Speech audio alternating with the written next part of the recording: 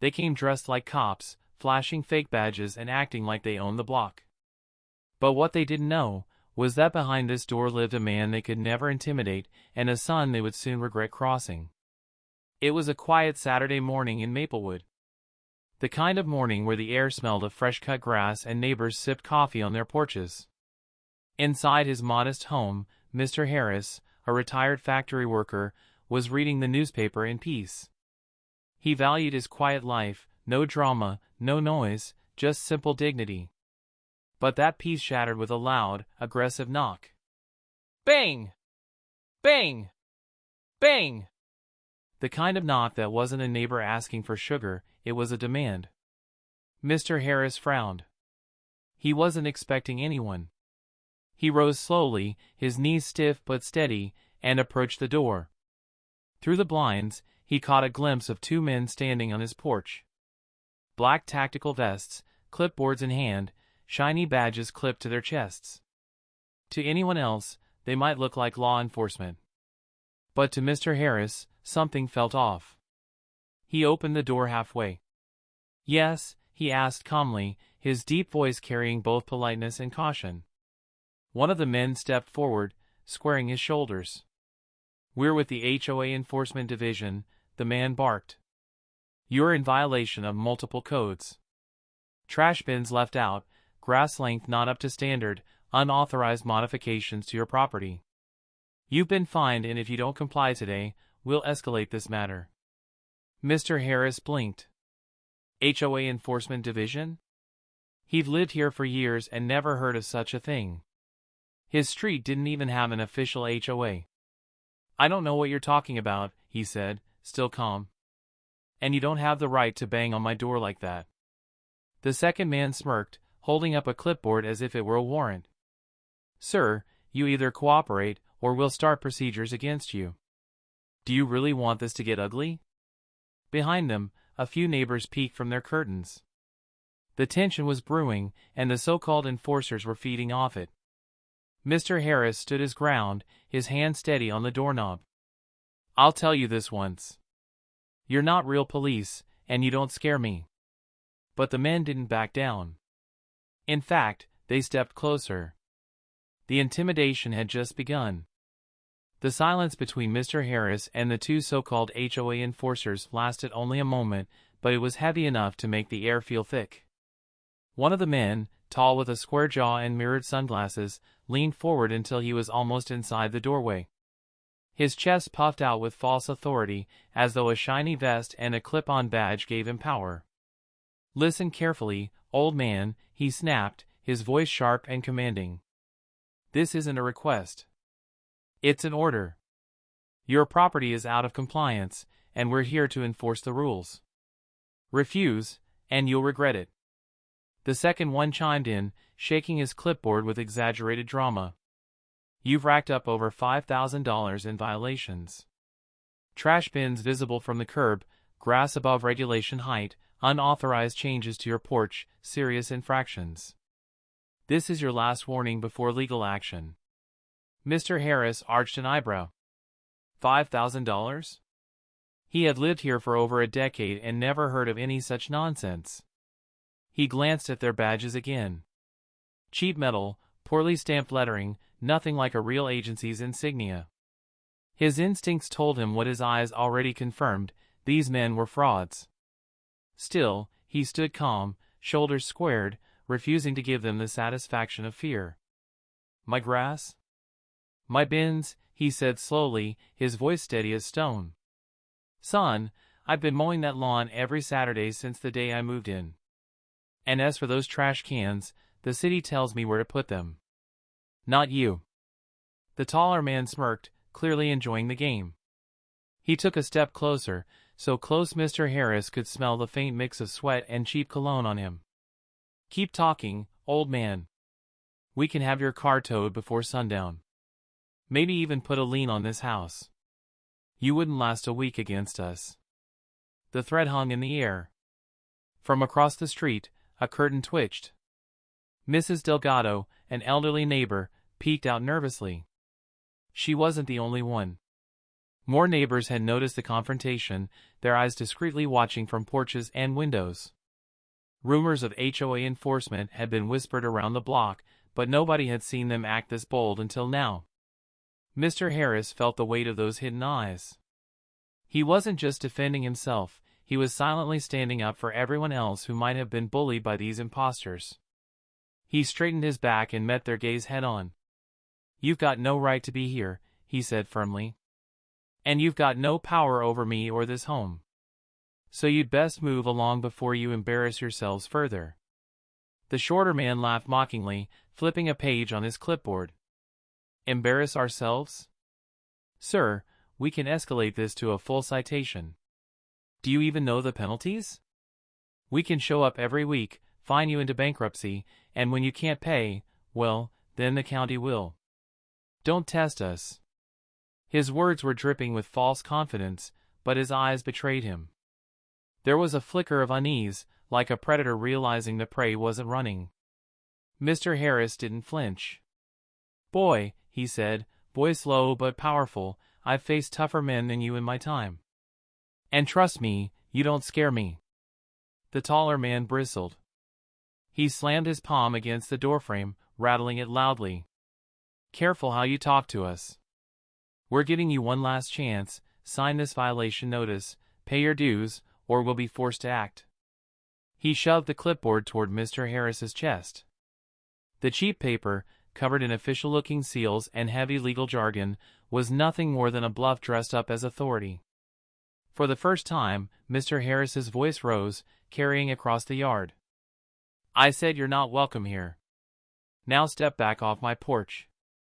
The words were strong, but the atmosphere grew tense, dangerous. The imposters weren't used to being resisted. One of them shifted his weight, his hand brushing the walkie-talkie clipped to his vest. Whether it worked or not didn't matter, it was all part of the show. From inside the house, faint footsteps echoed down the hallway. Slow. Steady. Purposeful. Mr. Harris's eyes flicked toward the sound. Relief washed over him. His son was awake. The enforcers didn't notice, yet. They were too busy puffing themselves up, circling like hyenas trying to corner their prey. But what they didn't realize was that the prey was not alone. And the moment that door opened wider, everything was about to change. The two imposters shifted on the porch like wolves circling a cornered deer, but they still didn't realize the deer wasn't cornered at all. The taller one with the mirrored sunglasses pushed the clipboard harder against Mr. Harris's chest, his voice now louder, angrier. "You don't seem to understand, old man. This is your final warning. You think you can brush off the HOA? Think again. We've got authority to fine you, tow your car, even lock down your property." The shorter one snorted in agreement, scribbling something dramatically on the clipboard. He held it up as though it were a court order. "By the end of this week, if you don't pay, you'll be facing legal action. And legal action means you could lose this house. How's that sound? You want to be homeless?" Their words dripped with arrogance, but their tone betrayed something else, desperation. They weren't expecting resistance. Usually, intimidation was enough. Most folks, afraid of trouble, folded fast. But Mr. Harris wasn't folding. He didn't even move. His hand stayed steady on the doorknob, his dark eyes unwavering as they bore into theirs. "This house is mine," he said slowly, deliberately. "And you too, whatever you are, don't have the power to take it." The taller man's nostrils flared. His hand twitched near the cheap badge on his vest as if touching it could make him feel more legitimate. "You don't talk to us like that," he growled. "We can take it. You think anyone's gonna stop us? We've shut down people before. You'll be no different." From the corner of his eye, Mr. Harris noticed more curtains twitching. Mrs. Delgado was still peering from across the street. 2 houses down, the Johnson boys had slipped out onto their porch, whispering. A man walking his dog slowed, pretending to tie his shoelace, but really just listening. The neighborhood was watching. The shorter one leaned in, a smirk crawling across his face. "You're making a scene." Everyone's watching you refuse to cooperate. Do you really want to be that guy? The troublemaker? We can spread word fast. One phone call and this whole block will see you as a problem. Mr. Harris finally let out a short, sharp laugh, low and almost dangerous. Son, I've been black in America for 70 years. You think I'm worried about being called a problem? You picked the wrong man to push around. The line cut through the false authority like a blade. For a second, neither impostor spoke. Their eyes darted to each other, a flicker of uncertainty between them. But ego wouldn't let them back down. The taller one puffed up his chest again. He stepped up, so close now his boots were almost on the threshold. His hands slapped the doorframe once more, rattling it like a warning shot. Last chance, he barked. Sign this notice. Pay the fines. Or we escalate. Next time, we won't just knock, we'll act. Do you get what I'm saying? Mr. Harris stared him down, his silence louder than any words. He didn't blink. He didn't flinch. And then, before the tension could break, footsteps echoed behind him. Heavy, sure, deliberate. The impostors noticed this time. Their heads tilted toward the sound. From the shadowed hallway, a figure began to emerge. First, the outline of broad shoulders. Then the calm, deliberate stride of a man used to command. Finally, the face, young, sharp, with eyes that had seen things these impostors couldn't imagine. Adrian Harris. He stopped just behind his father, his presence filling the space like a storm cloud rolling over a valley. His voice was calm, but it carried the weight of steel. Is there a problem here?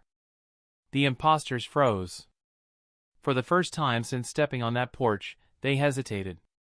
The bravado in their stances faltered. Something about the way Adrian spoke, measured, steady, utterly unshaken, felt different.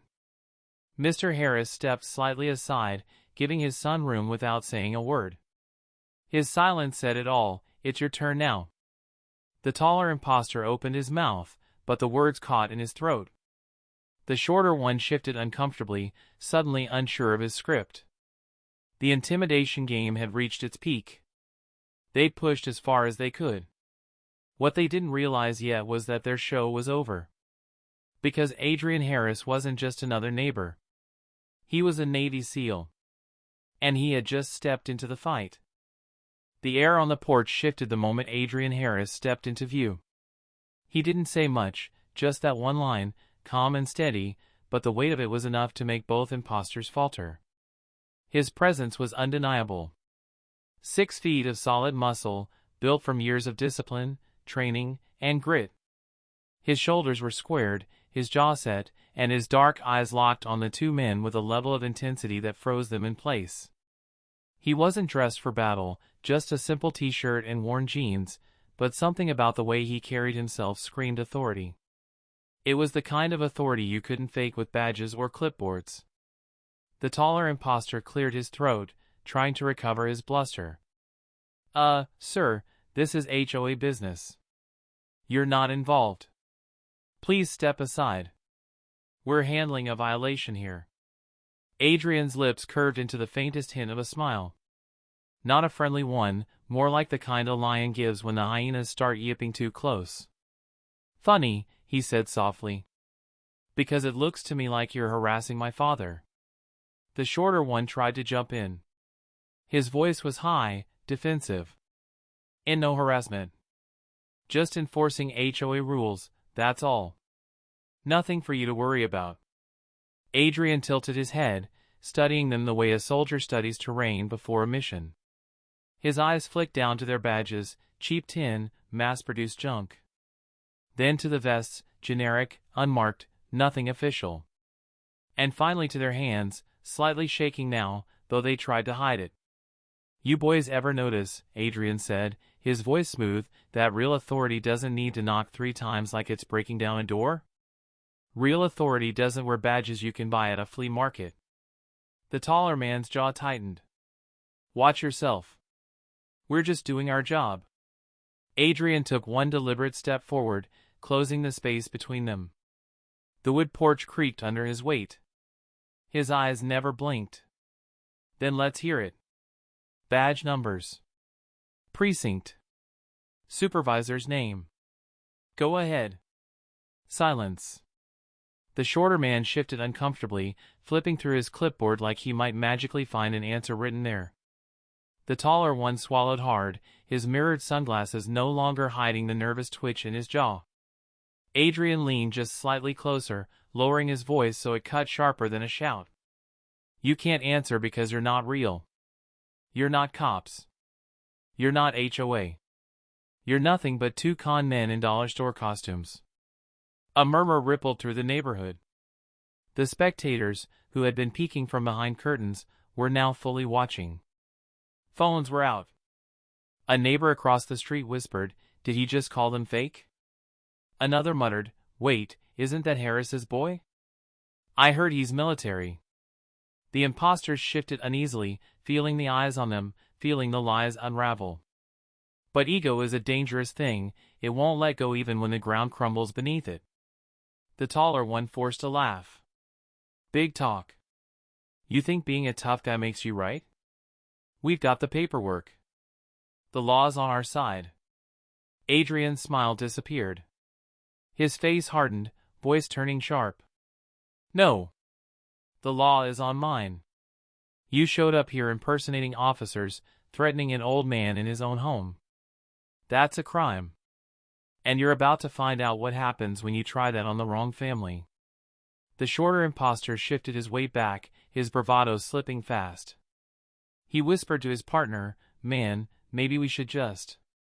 But Adrian cut him off, stepping forward again, his voice rising just enough for the crowd to hear. You came here thinking you could bully my father. You thought he was alone. But he's not. You're done here. Walk away now, or stay, and see how quickly this ends with real cops putting you in handcuffs. The words hit like a hammer. The neighborhood, once silent, now hummed with murmurs and gasps. Phones recorded every second. The imposters were caught in the spotlight, their scam unraveling under the gaze of a man they could neither intimidate nor outtalk. For the first time, the taller one looked away, his fake authority slipping like sand through his fingers. The shorter one licked his lips nervously, gripping the clipboard tighter as though it could shield him. But deep down, both of them knew it. The balance had shifted. They weren't in control anymore. Adrian was. And this battle had only just begun. The porch was dead silent, the kind of silence that presses on your chest and makes every breath feel heavier. The imposters had run out of bluster. Their fake badges didn't shine so bright under the weight of Adrian Harris's stare. Their clipboards, once waved like weapons, now looked flimsy in their hands. And all around them, neighbors watched, eyes wide, phones up, whispers cutting through the quiet like a current. Adrian stood steady, his arms relaxed at his sides but his posture sharp, commanding. He let the silence stretch, forcing the men to squirm. When he finally spoke, his voice was low, calm, unshakable. You know, he said, I spent years overseas dealing with men who tried intimidation as their first weapon. Some screamed, some threatened, some pretended to have more power than they did. But do you know what I learned? The taller imposter shifted uncomfortably. This isn't the same. Adrian cut him off without raising his voice. I learned that real power doesn't need to yell. Real authority doesn't hide behind costumes or fake paperwork. Real men stand on truth. The words hung in the air, heavy and certain. Then Adrian's tone hardened. And I'm not just any man standing here. I'm Adrian Harris, United States Navy SEAL. The shorter imposter blinked, his mouth falling open. And Navy SEAL? The taller one scoffed, but his voice cracked as he tried to cover his nerves. That doesn't mean anything. You think that scares us? But the crowd reacted differently. Gasps rippled across the street. Mrs. Delgado whispered to her husband, I knew he was military, but a SEAL? Another voice called from a porch, you hear that? Navy SEAL. Adrian didn't move, didn't blink. His words were measured, but they cut sharper than any blade. Scare you? No. But it means I've trained my whole life to spot weakness, to dismantle lies, to protect what's mine. And right now, that means protecting my father, this home, and this community from two con men pretending to be something they're not. The taller imposter tried to laugh it off, but the sound was hollow, shaky. He glanced nervously at the growing crowd, at the phones recording every second. The lie was unraveling, and he knew it. Adrian took a slow step forward, the wood creaking under his boots. Here's what's going to happen. You're going to put that clipboard down. You're going to step off this porch. And you're going to leave this neighborhood. Because if you don't, he leaned in just slightly, his eyes locked like a scope on a target. I promise you, the next set of boots you'll hear won't be mine, it'll be real law enforcement. And trust me, they don't go easy on imposters. The shorter man swallowed hard, his Adam's apple bobbing. He whispered, "Man, we should go." The taller one snapped, "Shut up," but his voice had lost its bite. His hand, once steady, now trembled against the clipboard. Adrian's gaze sharpened. You don't get it yet, do you? You picked the wrong door. The wrong man. The wrong family. The neighborhood was no longer silent, it was buzzing, alive with murmurs. Phones caught every word. Kids whispered to their parents. For once, the bullies were the ones under the spotlight. The taller imposter made one last attempt to salvage pride. You can't prove anything. We're HOA enforcement, we have jurisdiction. Adrian's laugh was short and humorless. Jurisdiction? You can't even tell me your supervisor's name. You're a joke. And now everyone here knows it. He gestured subtly toward the watching neighbors, the cameras capturing everything. You're finished. The imposters looked around, finally seeing what Adrian had seen from the start. They weren't in control. They weren't feared. They were exposed. And standing before them was a Navy SEAL who had just torn their entire scam apart with nothing more than calm words and unshakable presence. For the first time, fear flickered in their eyes. And Adrian? He hadn't even started. The taller imposter's face tightened, his jaw flexing like he was trying to keep control. But the truth was already slipping through his fingers. Adrian had stripped their fake authority bare in front of the entire neighborhood. Still, Adrian wasn't done. He stepped closer, his boots landing with deliberate weight on the wooden porch. His voice dropped even lower, commanding without shouting. Drop the act. Who sent you? The shorter imposter froze, eyes darting nervously. The taller one forced a smirk, though sweat was gathering at his temple. We don't have to answer your questions. You think you're in charge here? You're not. Adrian moved so fast it startled even the neighbors. He didn't touch the man, he didn't need to. He simply stepped into his space, nose to nose, his calm presence radiating more power than fists ever could. Wrong answer, Adrian said flatly.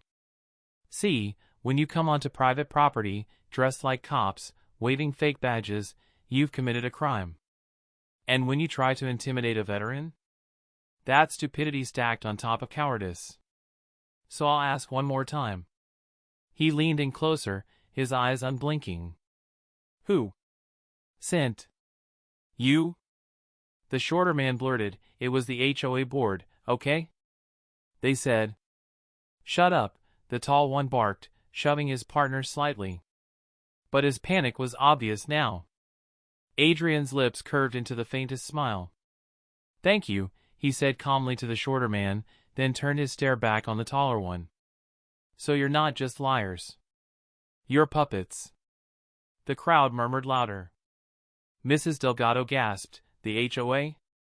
They're behind this? Phones zoomed in, neighbors whispering accusations. The imposters were cornered not just by Adrian, but by the entire weight of public opinion. Adrian straightened, his shoulders squaring. He spoke loud enough for everyone to hear. These men don't represent law. They represent corruption. The board thought they could scare my father with fake enforcers. They thought no one would stand up. But this ends tonight. The taller imposter tried one last bluff, waving his clipboard like a shield. You don't have proof. Adrian didn't flinch. You just gave me all the proof I need. He turned, gesturing toward the neighbors with their phones raised. Half the street heard the confession. Every camera here just captured it. You've sunk your own ship. The shorter imposter's hands trembled as he dropped the clipboard, the papers scattering across the porch. He took a shaky step back. I didn't sign up for this, man. I told you this was a bad idea. Adrian's gaze never left the taller man. He took another step forward, forcing the imposter back until his heel hit the edge of the porch. There was nowhere left to retreat. You like pretending to have power? Adrian asked, his voice like steel. Here's real power, control without lifting a hand. Truth without needing force. And justice that doesn't hide behind lies. The taller imposter's cocky mask cracked, his breathing shallow. For the first time, real fear filled his eyes. Adrian tilted his head, calm and deliberate. Now, you're going to stand here until the police arrive. Because unlike you, I know exactly who to call. He pulled out his phone with practiced precision, dialing without looking away. His voice was clear as he spoke to the dispatcher. Yes, I'd like to report 2 individuals impersonating law enforcement, trespassing on private property, and attempting extortion. They've confessed in front of witnesses. Yes. I'll hold them here until officers arrive. The crowd erupted in murmurs. Some clapped quietly, others whispered in awe. Adrian didn't notice. His focus was locked on the men before him, 2 frauds who had walked into the wrong home. The taller imposter tried one last desperate move. You think you're some kind of hero? Adrian's expression didn't change. No. I just don't let bullies win. The shorter man sat heavily on the steps, defeated. The taller one stood frozen, his earlier arrogance completely gone. They were caught. Adrian ended the call, sliding the phone back into his pocket.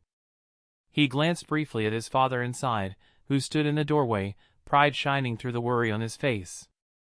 For the first time in years, Mr. Harris felt like he wasn't fighting this war alone. And Adrian? He was just getting started.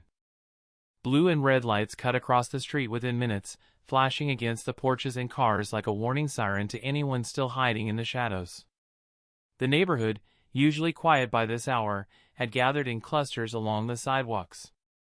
Whispers swelled, phones stayed trained on the porch, and everyone's eyes were locked on Adrian, the imposters, and the squad car pulling up. 2 uniformed officers stepped out. Their presence was different, real authority, calm but undeniable. One was older, steady in his stride, the other younger but sharp-eyed, taking in the scene with quick precision. Adrian didn't move from his post at the top of the porch. His stance was disciplined, protective. Behind him, his father stood in the doorway, a silent witness who finally looked less like a target and more like a man defended. The taller imposter tried to speak first. Officers! Finally! We were just... The older cop raised a hand, silencing him. Save it. We got the call. Impersonation of law enforcement. Trespassing. Extortion attempt. That about cover it? The crowd buzzed louder. Neighbors leaned closer, phones capturing every second. The shorter imposter shook his head wildly. No, it wasn't like that. We were just doing our job. Adrian's voice cut clean through the excuses. Your job? Your job is pretending. And tonight, you admitted who sent you. The younger officer stepped forward, eyes narrowing. Is that true? Did you confess? Murmurs rippled across the crowd. A dozen voices answered at once. We heard it. They said the HOA board sent them. Got it on video. Several neighbors raised their phones high like evidence in court. The imposter's faces drained of color. The taller one sputtered, This is ridiculous. You can't just take their word. But the older officer was already pulling out handcuffs. Actually, we can. Especially with half the block recording your little performance. He glanced at Adrian. You said Navy SEAL, right? Adrian gave a single nod. Yes, sir. The officer returned the nod with respect. Appreciate the discipline you showed here. Could have gone a lot worse.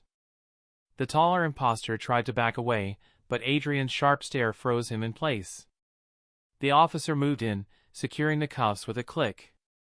The shorter one didn't resist. He slumped forward, hands extended, too shaken to fight. The crowd erupted in quiet cheers and applause. Mrs. Delgado clapped her hands together. Someone shouted, "That's justice right there."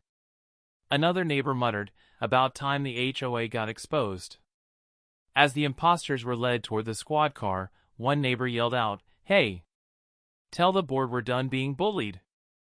Laughter and cheers followed, ringing across the block. Adrian finally stepped back, letting the officers handle the cleanup. His eyes scanned the faces of the crowd, not for glory, but for reassurance.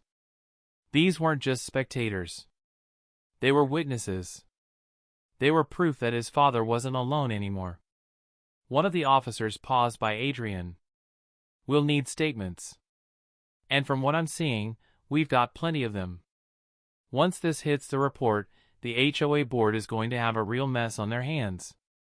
Adrian's father stepped out finally, his hand resting lightly on Adrian's shoulder. His voice cracked but carried pride. "Mess? Son, I'd say it's the beginning of their end."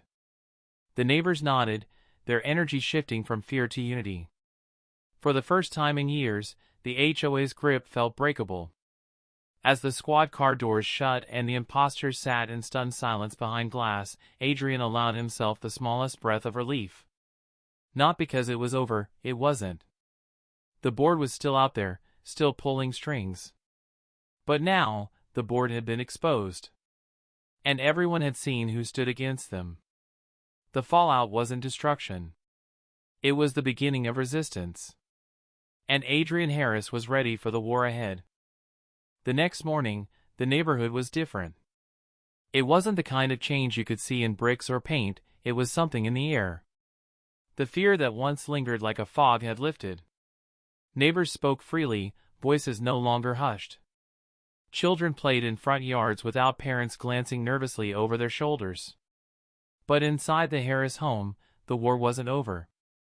Adrian sat at the kitchen table, his father across from him. Papers, phone screenshots, and video clips were spread out like weapons in an arsenal. Every angle of last night's confrontation had been recorded. Every confession, every fake threat, every name dropped, the HOA board's fingerprints were all over it. His father's voice was low, steady, but heavy with years of exhaustion. "They won't take this lying down. Those people, they've bullied us for years. They won't stop just because 2 of their lackeys got locked up." Adrian leaned forward, eyes sharp. "Then we don't wait for them to strike again. We take it to them." By noon, the plan was set. Adrian and his father weren't going alone. Neighbors, emboldened and angry, were coming too. When the small convoy of cars pulled up to the HOA's office, it wasn't just 2 men anymore. It was a community. The board members were waiting. 5 of them, seated behind a long table in their pristine office, faces hard and calculating. They didn't rise when Adrian walked in. They didn't even flinch when the crowd poured through the doors. The chairwoman, a woman with a sharp smile and colder eyes, spoke first. "Mr. Harris." "And Mr. Harris Jr., I assume. You've caused quite the disturbance." Adrian didn't bother sitting. His presence filled the room even standing still. "You sent criminals to my father's door. You dressed them like cops. You tried to scare him into giving up his home." The chairwoman folded her hands. "Bold accusations. Do you have proof?" Adrian's jaw tightened, but before he could speak, a dozen phones were raised behind him. Screens lit up, showing video after video of last night's events. The imposter's confessions. The threats. The moment the truth slipped out, the board members shifted uncomfortably. The chairwoman's smirk faltered. Adrian stepped closer to the table, his voice cutting like a blade. You built your power on intimidation.